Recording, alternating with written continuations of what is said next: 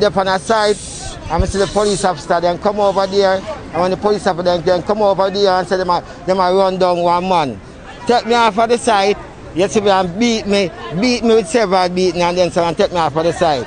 Bring me over, when they bring me over there, when I bring me back over here, under handcuff and things, then claim to say them a run down and I was the wrong individual they have. You understand? So they end up, went back me here, then said they're searching for someone. Two tools. My son was, the people said they have my son right there. Then hold him, search him, and when them search him, them release him. And them claim to say, all right, and run off from them. And when he run off from them, then them running down whatsoever they said they did. You understand? They tell the man to run off. They say and then him run off from them. Went round the corner, they put them time they have me under handcuff. They went round the corner, and said, and said he had a shoot him and said he had a gun. So I'm wondering, how comes a person where you just search?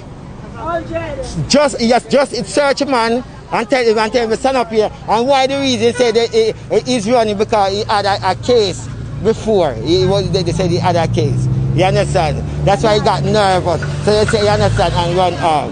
But somehow I'm wondering, how comes a man what you just search, say he's clean and clear, run and get another body. We have been searching for the body from last night. From last day. They said this is the biggest national crisis.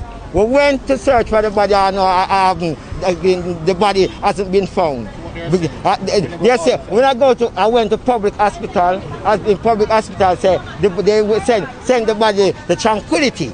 When I send to Tranquility, they say they don't have any register of a body right there.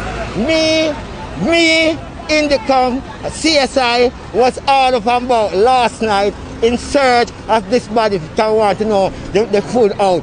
CSI get fed up. Indicom got fed up. And because there was the